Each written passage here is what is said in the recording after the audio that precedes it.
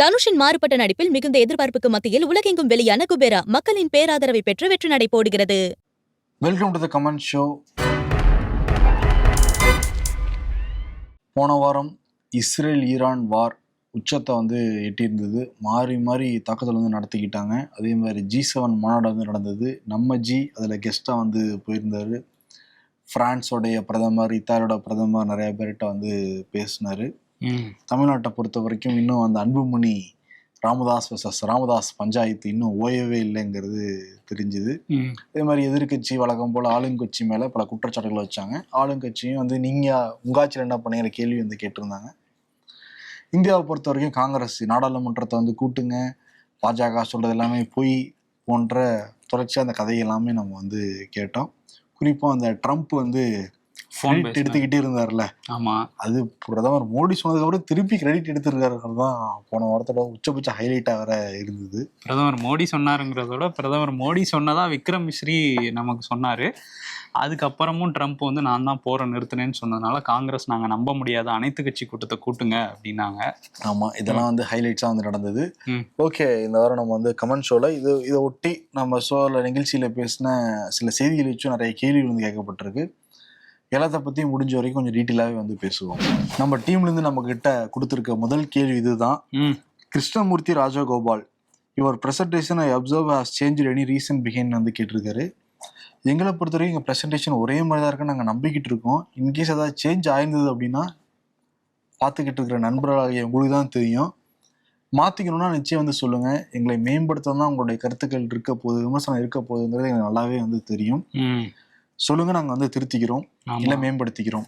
என்ன சேஞ்ச் பண்ணணுமோ அந்த சேஞ்சஸையும் சொல்லுங்க, இல்லை இது நல்லா இருக்குன்னா அதையும் சொல்லுங்க, நாங்கள் ஃபாலோ பண்ணிக்கிறோம். நிச்சயம் வேற ஏதாவது செக்மெண்ட் நீங்கள் ஆட் பண்ணணும்னாலும் சொல்லுங்க, இல்லை இந்த செக்மெண்ட் போர் அடிச்சிருச்சுனாலும் சொல்லுங்க. ஆமாம், இல்லை வேற ஏதாவது செய்தி நாங்கள் டெய்லி மிஸ் பண்ணிட்டே இருக்கோம், இந்த செக்டரை ஏன் நீங்கள் ஃபோக்கஸ் பண்ண மாட்டீங்கனாலும் சொல்லுங்க, அதையும் நாங்கள் செய்ய தயாராக இருக்கோம்.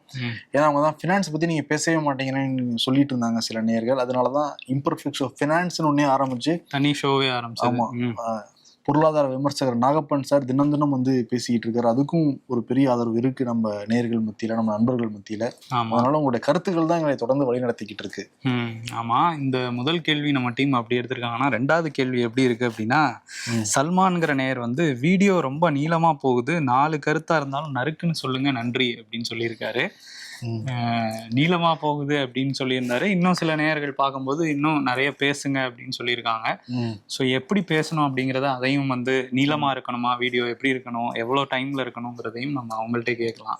எவ்வளோ டைம்ல இருக்கணும்னா, இப்போ நம்ம நேஷ்னல், இன்டர்நேஷ்னல், அதே மாதிரி தமிழ்நாடு எல்லாத்த பற்றி தான் ஃபோக்கஸ் நம்ம பண்ணுறோம். அதை தாண்டி ரொம்ப இன்ட்ரெஸ்டிங்காக இருக்கிற சோசியல் மீடியாவில் வர்றது, உருக்கமாக இருக்கிறது எல்லாத்தையுமே நம்ம அன்றாட நிகழ்வுகள் அன்றைக்கி காலையில் என்ன நடக்குதோ அதை பற்றி தொகுத்து சுவாரஸ்யமாக நம்ம கொடுக்குறோம்.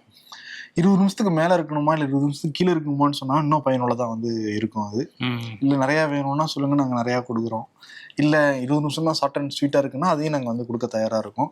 இது ரெண்டுக்குமே நீங்கள் பதில் சொன்னீங்கன்னா எங்களுடைய டீம் வச்சு மீட்டிங் போட்டு அடுத்த கட்டத்துக்கு போகிறதுக்கு நிச்சயம் உதவும். அடுத்த கேள்விக்கு போகலாம். ஜெகதீஷுங்கிற நேயர் என்ன கேட்டிருக்காருன்னா, அந்த திண்டுக்கல் நத்தமில் நடந்த விஷயம் பற்றி நம்ம ஷோவில் பேசியிருந்தோம். ஒரு வீட்டில் கொள்ளையடிக்க ஒரு கொள்ளை கும்பல் வந்துச்சு. அவங்க அந்த வீட்டுக்காரங்க அந்த சத்தம் போட்டதுல பக்கத்து வீட்டுக்காரங்களாம் அதில் ஒருத்தவங்க பிடிச்சும் போலீஸ்கிட்டே கொடுத்தாங்க. ஒரு கொள்ளையனை பிடிச்சி போலீஸ்கிட்டே கொடுத்தாங்க. அதுக்கப்புறம் போலீஸ் அவங்கள ஓட விட்டாங்களா இல்லை தப்பிச்சு போயிட்டாங்களா போலீஸ் பிடியிலேருந்து அப்படிங்கிற ஒரு சந்தேகம் இருக்குது. எதுவும் கூட்டணி வச்சுருக்கீங்களா, ஏன் அவங்கள விட்டீங்கன்னு அந்த பகுதி மக்களே நிறைய கேள்விகளை போலீஸ்கிட்ட கேட்டாங்க. இப்போ அதை வச்சு ஒரு கேள்வியை நம்மக்கிட்ட ஜெகதீஷ் கேட்குறாரு. என்ன அப்படின்னா, இந்த ஹேண்ட்கஃப் பயன்படுத்தலையா அப்படிங்கிற மாதிரி கேட்டிருக்காரு. இந்த நடைமுறை என்னங்கிற சந்தேகமும் நிறைய பேருக்கு இருக்கலாம், கைது செய்யும் போது என்னன்ட்டு. நிச்சயமா அது ஏன்னா பொதுமக்களே பிடிச்சி கொடுக்குறாங்க 6 பேர்ல ஒரு திருடனை. நாங்க பாத்துக்கிறோம், நீங்க அடிக்காதீங்கன்னு சொன்னோடனே எஸ்கேப் ஆகிறாங்கன்னா அண்டர் டீலிங் இருக்குமாங்கிற ஒரு கேள்வி அதுக்கும் வரதான் செய்யும். திருடனை நாங்க பாத்துக்கிறோம் சொல்லிட்டு கையை எடுத்துட்டாங்களா இல்ல அவரே தப்பிச்சு போயிட்டானா அந்த திருடனைங்கிறது தெரியல. சரி, ஓகே. இந்திய குற்றவியல் நடைமுறை சட்டம் 46 படி ஒருத்தரை கைது செய்யும் பொழுது காவல்துறை ஹேண்ட்கஃபை பயன்படுத்தக்கூடாதுன்னு தான் இருக்கு. அவங்க இன்கேஸ் தப்பிச்சு போயிருவாங்க அப்படின்னா பயன்படுத்தலாம், தப்பிச்சு போக மாட்டாங்கன்னா பயன்படுத்தக்கூடாது. அதே இந்த புதிய சட்டம் வந்து மாத்தினாங்கல்ல, நியாய சங்கீதா 43(3)(3) பிரிவு என்ன சொல்றாங்கன்னா, காவல்துறை விருப்பத்தின் பேர்ல ஹேண்ட்கப்பை பயன்படுத்திக்கலாம்னு தான் அந்த சட்டத்துல வந்து இருக்கு. ஆனா பொதுவா உச்சநீதிமன்றம் பலமுறை தெளிவுபடுத்திருக்காங்க, தேவையில்லாம ஹேண்ட்கப்பை பயன்படுத்தக்கூடாது, அது மனித உரிமை மீறலுக்கான ஒரு செயல்தாங்கிறத குறிப்பிடுறாங்க. இப்ப இந்த புதிய சட்டத்தையும் நிறைய எதிர்ப்புகள்லாம் வந்துச்சு, அது ஒரு மனித மீறல் தான், அது மனித உரிமை வந்து மீறல் தான், அது சட்டவிரோதமா தான் அது கருதணும் அப்படின்னு விமர்சனங்கள் வந்து வைக்கப்பட்டது. அதே மாதிரி விசாரணை கைதிகள் குற்றவாளிகளுக்கு ஹேண்ட்கஃப் போடக்கூடாதுங்கிற ஒரு உத்தரவுமே வந்து இருக்கு. அவங்களுக்கு அனுமதி கிடையாது, அவங்களுக்கு வந்து கைவிலங்கு வந்து போடக்கூடாது. அதே மாதிரி நீதிமன்றம் அனுமதியோட ஒருத்தருக்கு வந்து ஹேண்ட்கஃப் வந்து போடலாம், அவங்க தப்பிச்சு போயிடுவாங்க அப்படின்னா வந்து போடலாம். இந்த இதை பொறுத்த வரைக்கும் தப்பிச்சு போயிடுவான்னு தெளிவாவே தெரியுது. ஏன்னா ஏற்கனவே 5 பேர் தப்பிச்சு போயிட்டாங்க, ஒரே ஒருத்தர் மட்டும் தான் சிக்கி இருக்காரு, அவரு கைவிலங்கு போட்டிருக்கணும் காவல்துறை. கையோட கையங்களமா புடிச்சு கொடுத்ததையுமே வந்து இவங்க கோட்டை விட்டுருக்காங்க. மனித உரிமை மீறல் அப்படிங்கிற எதிர்குறள் இங்க இருக்கு. இதுதான் வந்து அமெரிக்கால இருந்து அன்டாக்குமெண்டட் இந்தியன்ஸ்ன்னு சொல்லிட்டு அவங்கள கைவிலங்கு போட்டு தான் இங்க அனுப்பிச்சாங்க. அதான் மனித உரிமை மீறல் தானே எதிர்கட்சிகள் தொடர்ந்து கேள்வி கேட்டாங்க. நம்மளுடைய தன்மானத்துக்கே ஒரு இழுக்கா இருக்கு, இந்தியாவுடைய தன்மானத்துக்கே ஒரு அவமானம், இது ஏன் எதிர்த்து ஒரு வார்த்தை கூட நீங்க வந்து பேசல, அமெரிக்கா எதிர்த்து விலங்குகளா அவங்களான்னு கேள்வி எல்லாம் கேட்டாங்க. பட் பதில் ஒழுங்கா வரல மத்திய அரசு கிட்ட இருந்து. சூசைராஜ், அன்புமணி நடைப்பயணம் அண்ணாமலை நடைப்பயணம் போல இருக்குமா அப்படின்னு கேட்டிருக்காரு. நிறைய பேர் லைக்ஸ் வேற வந்து கொடுத்துருக்காங்க. ஆமா, அண்ணாமலை நடைப்பயணம் மறந்திருக்க முடியாது. என் மண் என் மக்கள்னு சொல்லிட்டு 2023 ஜூலை மாசம் 28ஆம் தேதி ராமேஸ்வரத்துல உள்துறை அமைச்சர் அமித்ஷா வந்து கொடியை அசைச்சு அந்த நடைப்பயணத்தை ஆரம்பிச்சு வச்சாரு. அதனால பாஜக தமிழ்நாட்டுல வளர்ந்துருக்கா அப்படிங்கிற ரிசல்ட் நமக்கு இந்நேரத்துக்கு எல்லாருக்குமே தெரியும். ஆமா, அதுக்கப்புறம் எலெக்ஷன் நடந்தது, நாடாளுமன்ற தேர்தலில் 40 இடங்கள்லயுமே தோத்துட்டாங்க. பல இடங்கள்ல டெபாசிட் வந்து போச்சு. அது பயன் கொடுத்துதா அப்படின்னு கேட்டா பயன் கொடுக்கலன்னு தான் ரிசல்ட்ல நமக்கு தெரியுது. அண்ணாமலைக்கு ஒரு வளர்ச்சி தான் அப்படின்னு அவரோட ஆதரவாளர்கள் சொன்னாங்க. வளர்ச்சியா இருந்து இப்ப என்ன உட்காந்துருக்காரு அவரு? அந்த வளர்ச்சி இல்ல, வளர்ச்சின்னாங்க, அது தெரியல நமக்கு. எந்த வளர்ச்சி டிகோட் விரும்புறீங்களா? அது எனக்கு தெரியல. அவங்க ஆதரவாளர்கள் அண்ணாமலை நடைபயணத்தினால அவரோட தனிப்பட்ட வாழ்க்கையில வளர்ச்சி அடைஞ்சிருக்காரு. அவரோட லீடர்ஷிப் குவாலிட்டி வளர்ந்துருக்கு அப்படின்னு சொல்றாங்க. லீடர்ஷிப் குவாலிட்டி வளர்ந்து நேரம் வந்து ஒரு கட்சியில ஒரு முக்கியமான பதவி கொடுத்துருக்கணும். எனக்கு தெரிஞ்ச ஒரு நட்டாவோட பதவி காலம் முடிஞ்சிருச்சு. ஒருவேளை தேசிய தலைவர் ஆக்கிற அந்த மாதிரி எதுவும் இருக்கா ஐடியான்னு தெரியல. அது வந்து நட்டாஜி தான் சொல்லணும், நம்ம சொல்ல முடியாது. நட்டாஜி கூட சொல்ல முடியாது, அமித்ஷாஜி மோடிஜி தான் சொல்லுவாங்க. சரி, இப்ப அன்புமணி நடைப்பயணத்துக்கு வருவோம். அவர் வந்து தமிழக மக்கள் உரிமை மீட்பு நடைப்பயணம் ஆரம்பிக்க போறாராம். அது எதுக்காக ஆரம்பிக்க போறாருன்னு எல்லாருக்குமே தெரிஞ்ச விஷயம் தான். அன்புமணி ராமதாஸ் ஒரு பெரிய பஞ்சாயத்து போய்கிட்டு இருக்கு. அவர் தொடர்ந்து திமுக தான் இதுக்கு காரணம் பஞ்சாயத்துலாம் சொல்றாரு. பட் நிறுவனர் ராமதாஸே திமுக சம்பந்தம் கிடையாது, இந்த பையதான் காரணம் அப்படின்ட்டு அதையும் வந்து உடைச்சு விட்டாரு. அதாவது நம்ம ஆரம்பத்துல என்ன எல்லாருமே நினைச்சாங்க அப்படின்னா, இப்பயாதான் நம்ம நினைக்கிறோம், கட்சி டெவலப் பண்றதுக்காக அந்த நடைப்பயணம் போனாரு அப்படின்னு அண்ணாமலையை சொல்றேன். இவரை பொறுத்தவரைக்கும் கட்சியை கண்ட்ரோல்ல தான் இருக்குன்னு காட்டுறதுக்காக அந்த நடைப்பயணம் போக போறாருன்னு சொல்றாங்க. ஓகே, கட்சி அவர் கண்ட்ரோல்ல இருக்குன்னு காட்ட போறாரு நடைப்பயணத்துல அன்புமணி. ஆனா என்னன்னா, இப்ப சேலத்துக்கு அவர் வரான்னு தெரிஞ்சு 2 பேரும் நெஞ்சு வலின்னு சொல்லிட்டு முக்கியமான 2 பேருமே வந்து மணி அருள் 2 பேருமே வந்து போகல. அதே மாதிரி கூட்டம் நடந்தப்பையும் தொண்டர்கள் அப்படியே நிர்வாகிகள் வெளியே போயிட்டு இருந்த அன்புமணி பேசுறப்ப ஒரு பிடிப்பு இல்லைன்னு தெரியுது அன்புமணி கிட்ட. ஆனா கடந்த 2 மாசமா பயங்கர ஆக்டிவா இருக்கிற அன்புமணி. ஆமா, 2 மாசமா தான் ஆக்டிவா இருக்காரு. ஏன் அப்படின்னா அந்த 2 மாசமா தான் அந்த சண்டை போய்கிட்டு இருக்கு. அது வேற ஒரு விமர்சனம் இருக்கு. ஏதாவது சண்டையோ இல்ல தேர்தலோ வந்தாதான் வெளியே வராரு அன்புமணி அப்படிங்கிறது. பனையூர்ல இருக்கவங்களுக்கு அது ஏதோ பழக்கமாயிடுச்சான்னு தெரியல. விவேக்குங்கிற நேயர் பனைமரத்தை வச்சு ஒரு கேள்வி கேட்டிருக்காரு. இந்த பனைமரம் அதிகமா வளர்த்துனாங்க அப்படின்னா இடி விழுந்து மனிதர்கள் இறக்குறது கம்மியாயிருமாமே, அதை பத்தி சொல்லுங்க வந்து கேட்டிருக்காரு. ஏன்னா போன வாரம் பனைமரமும் ஒரு டாபிக்கா இருந்தது. ஏன்னா பனைமரம் ஏறினாரு தூத்துக்குடியில சீமான் படிக்கட்டு வச்சு. ஆமா, அதுலயுமே வந்து கல் வேணுமா வேணாமா, டாஸ்மாக் வேணுமா பெரிய டிபேட்டு. நம்மளே பொறுத்த வரைக்கும் ஒண்ணுதான், மது எந்த விதத்துல இருந்தாலுமே அது வந்து மக்களுக்கு வந்து அது ஆபத்து தான். சரி, இந்த பாயிண்ட்டுக்கு நம்ம வருவோம். இந்தியால ஒவ்வொரு வருஷமும் 2000 பேர் இந்த இடியினால இறந்து போறாங்கன்ட்டு ஒரு புள்ளி விவரமே வந்து இருக்கு. 2000 பேர்த்துக்கு மேல இறந்து போறாங்க, குறிப்பா விவசாயிகள் தான் இறந்து போறாங்கன்னு வந்து சொல்றாங்க. இப்ப இந்த இடி எங்க விழுகுதுன்றத அறியறதுக்கு தாமினின்னு ஒரு செயலியே இருக்கு, ஒரு ஆப்பே வந்து இருக்கு. அந்த செயலி என்ன பண்ணும் அப்படின்னா, எந்த திசையில இந்த இடி விழுக போகுது, எந்த நேரத்துல வந்து விழுக போகுது அப்படின்னு முன்கூட்டியே வந்து சொல்லிடும். இது 20 கிலோமீட்டர்ல இருந்து 40 கிலோமீட்டர் சுற்றளவுல நம்ம வந்து பாத்துக்க முடியும். இந்த லைட்னிங் சென்சாரை வச்சு இதை வந்து கண்டுபிடிக்குதுன்னு வந்து சொல்றாங்க. அதே மாதிரி 30 நிமிஷத்துல இருந்து 45 நிமிஷத்துக்கு முன்னாடியே சொல்லிடும், இந்த இடத்துல இடி விழுகிறதுக்கு வாய்ப்பு இருக்கு, கொஞ்சம் தள்ளி போயிடுங்க அப்படின்னு. இப்போ நம்ம எடுத்துக்கிட்டோம்னா பீகார்ல வந்து பனைமரம் கொஞ்சம் அதிகமா இருக்குன்னே வந்து சொல்லுவாங்க. இப்போ 2006 இருந்து 2025 வரைக்கும் மழை வெள்ளத்தால இறந்து போனவங்க எண்ணிக்கையை விட இடிச்சு இறந்து போனவங்க எண்ணிக்கை ரொம்ப அதிகம்னு சொல்றாங்க. குறிப்பா சொல்லணும் அப்படின்னா எவ்வளவு பேர் இறந்து போயிருக்காங்கன்னா 2446 பேர் இறந்து போயிருக்காங்க. 2446 பேர் இந்த கடந்த ஒரு 9 வருடங்கள்ல இறந்து போயிருக்காங்க. இதுல குறிப்பா பாக்குறப்ப பீகார்ல தென் மத்திய பகுதியில தான் 2024 303 பேர் இறந்து போனாங்கன்னா, தென் மத்திய பகுதியில மட்டுமே 219 பேர் இறந்து போயிருக்காங்க. அது என்ன இந்த பேரிடர் மேலாண்மை குழு கண்டுபிடிச்சாங்க அப்படின்னா, சில வருடங்களுக்கு முன்னாடி 2016 மதுவிலக்கு அமல்படுத்தப்பட்டது பீகார்ல. அப்ப அங்க கல்லுமே விற்பனை ஆயிட்டு இருந்தது. அமல்படுத்தப்பட்ட உடனே கல்லுக்கும் தடை விதிச்ச உடனே மெல்ல மெல்ல பனை மரத்துடைய பயன்பாடு குறைஞ்சு 9 ஆண்டுகள்ல 40% பனை மரங்களை வெட்டி சாய்ச்சிட்டாங்களாம். அந்த பகுதியில மட்டும் இல்ல, மொத்தம் இதுலயுமே அதிகமா சாஞ்சதுன்னு பாக்குறப்ப, அதிகமா எங்க இருக்கு பனைமரம்னு பாக்குறப்ப அந்த பகுதியில இருந்திருக்கான்.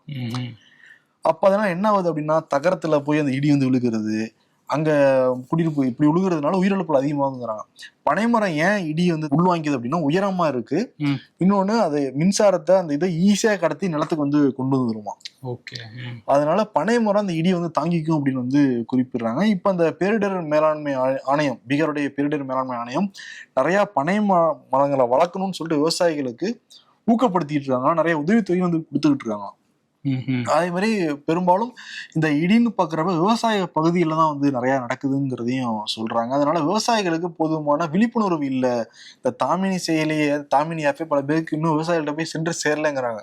அதை விழிப்புணர்வு ஏற்படுத்த வேண்டியது அரசாங்கம் தான். இப்ப தமிழ்நாட்டுடைய மாநில மரம்னு பாக்குறப்ப பனைமரம் தான். அது பனைமரம் வெட்டுறதுக்கு கூட முன்னுரிமை எல்லாம் வாங்கணும் தமிழ்நாட்டுல.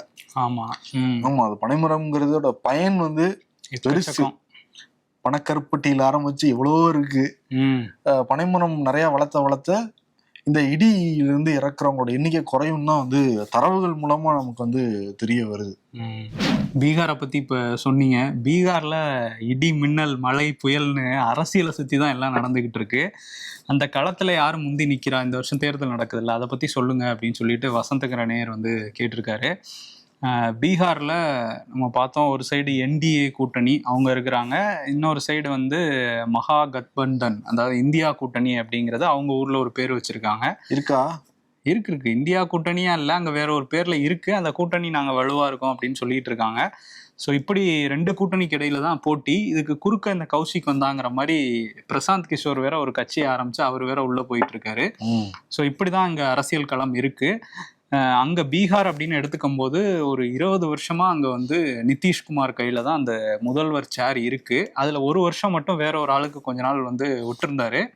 அது ஏன் அப்படின்னா 2014 அந்த நாடாளுமன்ற தேர்தலில் தோத்து போயிட்டாங்க அவரோட கட்சி. அதுக்கு நான் பொறுப்பேற்றுக்கிட்டு முதல்வர் பதவியை ராஜினாமா பண்றேன்னு ஒரு விஷயம் பண்ணாரு. ஜித்தன் ராம் மாஞ்சிங்கிறவர்கிட்ட கொஞ்ச நாள் சிஎம் சீட்டை கொடுத்துருந்தாரு. அவர் கொஞ்ச நாள் ஆனாலும் திரும்ப கொடுங்கன்னு கேட்க அவர் நான் கொடுக்க முடியாதுங்கிற மாதிரி ஒரு பஞ்சாயத்துலாம் ஆகி கடைசியில் வாங்கிட்டாரு எப்படியோ சேரை. அவர் தனியாக ஒரு கட்சி ஆரம்பிச்சிட்டாரு. ஸோ இப்படி தான் வந்து 19 வருஷமா கிட்டத்தட்ட அந்த சிஎம் சேரில் உட்காந்துருக்காரு நிதிஷ்குமார். அவரை வந்து எப்படியாவது வீட்டுக்கு அனுப்பிட்டு நம்ம போய் அங்கே உட்காரணுங்கிறது தேஜஸ்வி யாதவோட ஒரு கனவாக இருக்குது. இவங்க 2 பேருக்கு இடையில தான் அந்த சிஎம் சேருக்கு ஒரு நேரடி போட்டி வந்து போய்கிட்டு இருக்கு. இதில் என்ன அப்படின்னா, பீகார்ல போன தேர்தலில் பார்க்கும்போதே ரொம்ப வீக் ஆயிட்டாரு நிதிஷ்குமார். அவரோட கட்சி அந்த ஐக்கிய ஜனதா தளம் வந்து வீக் ஆயிட்டாங்க. இதுக்கு காரணம் யாருன்னு பார்த்தா கூட இருந்த பிஜேபி தான் அப்படிங்கிற குற்றச்சாட்டு அப்பவே வந்தது. ஏன் அப்படின்னா அங்க ராம்விலாஸ் பாஸ்வானோட பையன் சிராக் பாஸ்வான் வந்து கட்சி வச்சிருக்காரு. அவர் வந்து லோக் ஜன் சக்தி ராம்விலாஸ் அப்படிங்கிற ஒரு கட்சியில இருக்காரு. இப்ப மத்திய அமைச்சராகவும் இருக்காரு. அவர் வந்து போன தேர்தலில் என்ன பண்ணார் 2020 நான் வந்து தனியா போட்டிடுறேன், அதாவது மத்தியில வந்து பாஜகவோட கூட்டணி, மாநிலத்துல தனித்து போட்டி அப்படின்னு சொன்னாரு. சரி, தனித்து போட்டினா அங்க உள்ள 243 தொகுதிகளையும் போட்டிக்கிட்டு இருக்கலாம். பட் அவர் ஒரு 134 தொகுதியில தான் போட்டிட்டாங்க. அதுவும் வந்து பாஜகவுக்கு எதிராக ஒரு 2-3 தொகுதியில மட்டும்தான் வேட்பாளரை நிறுத்தினார். மற்றது எல்லாம் நிதிஷ்குமாருக்கு எதிராக நிறுத்தி விட்டு, அவங்க கட்சி ஆட்களுக்கு எதிராக நிறுத்தி விட்டு அவரை பயங்கரமா விமர்சனம் பண்ணி கடைசியில் அவருக்கு வந்து 43 சீட்டு தான் கிடைச்சது நிதிஷ்குமாருக்கு அவங்க கட்சிக்கு. கிட்டத்தட்ட 37-38 சீட்டில் விக்ட்ரி மார்ஜினோட இவர் சிராக் பஸ்வான் கட்சி அதிகமாக வாங்கியிருந்தாங்க. ஸோ அதனால் ஒரு 35 தொகுதிக்கு மேலே இவராலே போயிடுச்சு நிதிஷ்குமார் பக்கம் வராமல். ஸோ இருந்தாலும் வந்து அவருக்கு வந்து முதல்வர் பதவியை கொடுத்தாங்க பிஜேபி. அவங்க 75 இடத்துக்கு மேலே அவங்க ஜெயிச்சிருந்தாங்க, அவங்களுக்கு கொடுத்தாங்க. இன்னொரு பக்கம் தேஜஸ்வி யாதவ் வந்து சிங்கிள் லார்ஜஸ்ட் பார்ட்டியாக அவரோட அந்த ராஷ்ட்ரிய ஜனதா தளம் கட்சியை கொண்டு வந்திருந்தார். எதிர்கட்சியாக இருந்தாங்க. அப்புறம் தான் நம்ம பார்த்தோம் நிதிஷ்குமார் இந்த சைடு வந்தார், அந்த சைடு வந்தார். தேஜஸ்வி கொஞ்ச நாள் துணை முதல்வராக இருந்தார். அப்புறம் திரும்ப பிஜேபி பக்கமே போயிட்டார். இப்படி போய்கிட்டு இருக்க நேரத்தில் இப்போ வந்து பிஜேபி கூட்டணியில் தான் நிதிஷ்குமார் வந்து இருக்கார். இன்னொரு பக்கம் தேஜஸ்வி யாதவ் பக்கம் வந்து ராகுல் காந்தி காங்கிரஸோட கூட்டணி இருக்குது. இப்போ என்ன அப்படின்னா, அங்கே எடுக்கப்பட்ட எல்லா சர்வேலையுமே சிஎம் ஃபேஸாக எங்களுக்கு தேஜஸ்வி யாதவ் தான் வேணும் அப்படின்னு சொல்லி நிறைய பேர் வந்து மக்கள் வந்து 40%க்கும் அதிகமான மக்கள் அவருக்கு தான் வாக்களிச்சிருக்காங்க. 2வது இடத்துல தான் நிதிஷ்குமார் இருக்கார். 3வது இடத்துல பிரசாந்த் கிஷோர் இருக்குது. மேஜராக நிறைய சர்வேல நம்ம பார்க்க முடியுது. இப்படி இருக்க நேரத்தில் ஒரு யங் ஃபோர்ஸ் வேணும் அப்படிங்கிறது தெரிஞ்சிருச்சு இந்த கூட்டணி, ஆளும் கூட்டணிக்கு. ஏன்னா நிதிஷ்குமாரும் யங்ஸ்டர் கிடையாது. அவரோட பையனை கொண்டு வரதுக்கான வேலையில் இறங்கினார். பட் அதுவுமே அவர் கொஞ்சம் நிறுத்தி வச்சிருக்கதான் சொல்கிறாங்க. ஏன்னா அவர் வந்து லாலு பிரசாத் யாதவை எப்படி தோக்கடிச்சார்னா வாரிசு அரசியல் அப்படிங்கிறத வச்சு, மனைவியில் ஆரம்பித்து மகன்களுக்கெல்லாம் பதவி கொடுக்குறாரு, ஊழல் பண்ணுறாரு. குடும்பத்துக்குள்ளே ஒரு ஆட்சி இருந்துச்சுன்னா அது ஊழல் ஆட்சியாக தான் இருக்கும்னு தான் அவரோட அஜெண்டா பேசி தான் இத்தனை வருஷம் சிஎம் சேரில் இருக்கனால அதை வந்து உடனடியாக கொண்டு வந்தோன்னா நல்லா இருக்காதுன்னு யோசிக்கிறார் போல். ஆனால் அவரோட ஃபோட்டோஸ்லாம் இப்போ சமீபத்தில் எல்லா பேனர்லையும் போடுறாங்க. நிதிஷோட பையன் நிஷாந்த் குமார் அவரோட ஃபோட்டோஸை போடுறாங்க. இந்த சைடு பிஜேபியில் பார்த்தாலும் எந்த ஒரு யங் லீடருமே இல்லை. அப்படிங்கிறதுனால சிராக் பஸ்வானை மத்திய அமைச்சர் பதவியை ராஜினாமா பண்ணிட்டு இங்கே வந்து அவராகவே வரப்போகிறேன் அப்படின்லாம் சொல்லியிருந்தாரு. ஸோ இதுக்கு பின்னாடி பிஜேபி தான் இருக்காங்க அப்படிங்கிற ஒரு இதுவுமே போயிட்டு இருக்கு. ஏன் அப்படின்னா, மத்திய அமைச்சர் பதவியை ராஜினாமா பண்ணிட்டு மாநில அரசியலுக்கு வராருன்னா அது கண்டிப்பாக கூட்டணி தலைமையாக இருக்கிற மோடிக்கோ அங்கே அமித்ஷாக்கோ தெரியாமல் ஈஸியாக ராஜினாமா பண்ணிட்டு வரேன்னு அவர் சொல்ல முடியாது. ஆனால் அவர் என்ன சொல்கிறாருன்னா, நானாக தான் வரேன், கட்சியை வந்து டெவலப் பண்ணணும் எனக்கு, அதனால வந்து நான் இங்கே வரேன் அப்படின்னு வந்து சொல்கிறாரு. இன்னொன்று, தலித் மக்களுக்கான கட்சியாக இது இருக்குது எங்கள் கட்சி, அதை வந்து பொது தொகுதியில் நின்று நான் இது எல்லாத்தையும் உடைக்க போகிறேன் அப்படின்லாம் சொல்லிகிட்டு இருக்காரு. பட் இதுலேயுமே பிஜேபியோட கேம் இருக்குன்னு தான் அங்கே உள்ளவங்க சொல்கிறாங்க. போன தடவை வெளியே இருந்து நிதிஷ்குமாரை வந்து வீக் பண்ணார். இப்போ உள்ளே இருந்து வீக் பண்ணுறதுக்கான வேலை தான் நடக்குது. இப்போ வந்து என்டிஏவோட சிஎம் ஃபேஸாக நிதிஷ்குமார்னு சொல்லிட்டாங்க. இருந்தாலும் இவரை துணை முதல்வராக போடலாம் ஜெயிச்சாங்கன்னா, அதுக்கப்புறம் அவரை டம்மி பண்ணலாம் நிதிஷ்குமாரை. இதுக்காக தான் ஒரு மூவ் பண்ணுறாங்க பிஜேபிங்கிற ஒரு இது இருக்குது. ஸோ இப்படி போய்கிட்டு இருக்கு. எதிர்பக்கம் வந்து இளைஞர்கள் ஃபுல்லாக தேஜஸ்வி பக்கம் போகிறாங்க. இன்னொன்று, அங்கே பெரும்பான்மையாக இருக்கிற யாதவ் சமூகம் அவங்களும் வந்து அவங்களோட வாக்குகளும் ஒரு மாதிரி பார்க்கும்போது அவர் பக்கம்தான் இருக்குது. போதாக்குறைக்கு இவரும் வந்து அப்பப்போ வந்துட்டு போகிறாரு. ராகுல் காந்தியும் அங்கே வரும்போதும் இளைஞர்கள் வந்து அவர் பின்னாடி கூடுறத பார்க்க முடியுது. ஸோ 2 பேரும் ஒரு டஃப் ஃபைட்டு தான் போயிட்டுருக்கு. இதில் வந்து நிதிஷ்குமாரை சிஎம் ஃபேஸாக போட்டால் ஒரு செட்பேக் இருக்கும் அப்படின்னு தான் சொல்கிறாங்க. ஏன்னா அவர் போகிற இடத்துலலாம் வளர்றது, மோடியை வந்து வாஜ்பாயின்னு சொன்னது, இந்த மாதிரியான விஷயங்கள், காந்தியோட நினைவு தினத்தில் கை தட்டினது, இந்த மாதிரி நிறைய பிரச்சனைகள் வந்து அவரை சுற்றி போய்கிட்டு இருக்கு. ஆமாம், அதே மாதிரி நேஷனல் ஆந்தம் பாடிக்கிட்டு இருந்தவ பக்கத்தில் ஒருத்தர் பேசிக்கிட்டு இருந்தாரு, விளையாடிக்கிட்டு இருந்தாரு. அதை தாண்டி செயலாளர் இதுலயே வந்து தலையில வச்சது, முதன்மை செயலாளர் தலையில எதையோ வச்சு டான்ஸ் ஆடிட்டு இருந்தாரு. அவர் கொடுத்தது செடியை தலையில வச்சு அடிச்சு விட்டாப்ல, இந்த மாதிரி பண்ணிட்டு இருந்தாரு. அவருக்கு வந்து ஒரு மனப்பிறழ்வு ஏற்பட்டுருச்சுன்னா பிரச்சாரம் பண்றாங்க எதிர்கட்சிகள். அவர் ஸ்டேபிளா இல்லை, அவர் ரெஸ்ட் எடுக்கணும், அவர் சிஎம் ஃபேஸே கிடையாதுன்னா தேஜஸ்வி யாதவ் சொல்ல. ராபரி தேவி, லாலுவோட மனைவி, அவங்க அவர் பாங்கு போட்டு தான் வராரு எல்லா இடத்துக்கும் அப்படின்லாம் சொன்னாங்க. ஸோ இப்படியா வந்து அங்கே அரசியல் போய்கிட்டு இருக்கு. இதுல வந்து பிரசாந்த் கிஷோர் அந்த ஜன்சுராஜ் கட்சி அவங்க எல்லா தொகுதியிலையும் தனித்து போட்டின்னு இருக்காங்க. அவங்க பிரிக்க போற வாக்குகள் ரொம்ப முக்கியமா இருக்கும் அப்படின்னு சொல்றாங்க. ஸோ அப்படி பிரியும் போது அது என்டிஏக்கு கூட ஒரு எட்ஜா கிடைக்கலாம், அவங்க ஒரு லீடிங்ல வரலாம் அப்படிங்கிற பேச்சு தான் இருக்கு. பட் ஒரு லீடர்னு எடுத்துக்கிட்டா அது தேஜஸ்வி யாதவுக்கு ஒரு பெரிய வரவேற்பு அங்கே இருக்கு. ஆனால் ஒரு கூட்டணியா எடுத்துக்கும் போது 2 பேருமே ரொம்ப டஃப்பா இருக்கதா தான் அங்கே சொல்றாங்க. எல்லாமே நெருங்கும் போது தான் தெரியும் யாரு ஜெயிக்க போறா, யார் என்ன பண்ண போறாங்கன்னு. ராகுல் காந்தி ஆனா அதுக்கு முன்னாடியே கட்டுரையெல்லாம் எழுதிட்டாரு. மகாராஷ்டிரால இந்த மாதிரி பல லட்சம் வாக்காளர்களை சேர்த்து கோல்மால் பண்ணி பிஜேபி ஜெயிச்சிட்டாங்க, அதையே இப்ப பீகாருக்கும் அந்த ஃபார்முலாவை எடுத்துட்டு வர போறாங்கன்னு அவரு சொன்னதுக்கு பயங்கரமா கோவப்பட்டாங்க தேர்தல் ஆணையம். பிஜேபியை சொன்னாரு, அவரு கோவம் தேர்தல் ஆணையத்துக்கு லட்சக்கணக்கான பணியாளர்கள் அவங்க வேர்வையை சிந்தி உழைச்சாங்க தேர்தலுக்காக, அவங்கள அவமானப்படுத்திட்டார் ராகுல் காந்தி. அப்படிலாம் எதுவுமே கிடையாதுன்னு அவங்க மறுக்கிறாங்க. பட் ராகுல் காந்தி இவங்க தேர்தலில் கோல்மால் பண்ணுறாங்கங்கிறதுல உறுதியாக இருக்காரு. ஸோ இப்படி தான் இருக்குது அந்த தேர்தல் களம். நெருங்கும் போது எப்படி வேணால் எது வேணால் மாறலாம். பார்ப்போம், வெயிட் பண்ணி தான் பார்க்கணும். அதெல்லாம் நம்ம 2வது கேள்வியாக அவனுக்கு படித்தோம்ல, இப்போ கடைசியான கேள்வி அதுக்கு நேர்மாறாக இருக்குது. அதை கடைசியாக கொடுத்துருக்காங்க நம்ம டீமு. வினாக்களுக்கு தெளிவான விளக்கமான பதில்கள், நேரம் போனதே தெரியல அப்படின்னு இருக்காங்க. ஆமா, அது நிறைய லைக் வந்தது. நானும் ஒரு லைக் கொடுத்தேன் அதுல. சரி, ஓகே. அது நம்ம நண்பர்கள் தான் முடிவு பண்ணணும். நம்ம நேரம் எவ்வளவு வச்சுக்கலாம், 20 நிமிஷத்துக்கு தாண்டி போகணுமா இல்ல கம்மியா வரணுமா, என்ன செக்மெண்ட் வச்சுக்கலாம் அப்படிங்கிறதெல்லாம் நீங்க சொல்லுங்க. நம்ம அதை உங்க வழியை பின்பற்றி நானும் வரணும், எங்க டீமும் நடக்க தயாராக இருக்கிறோம். நேயர்களுக்கு மீண்டும் ஒரு நன்றி சொல்லிட்டு நம்ம கிளம்பலாம். நன்றி. சேகர் கமுலா இயக்க, தேவி ஸ்ரீ பிரசாத் இசையமைக்க முதல் முறையாக தனுஷ் ராஷ்மிகா மந்தனா கூட்டணியில் விறுவிறுப்பான கதைக்களத்துடன் வெளியான குபேரா உங்கள் அபிமான திரையரங்குகளில் வெற்றி நடை போடுகிறது.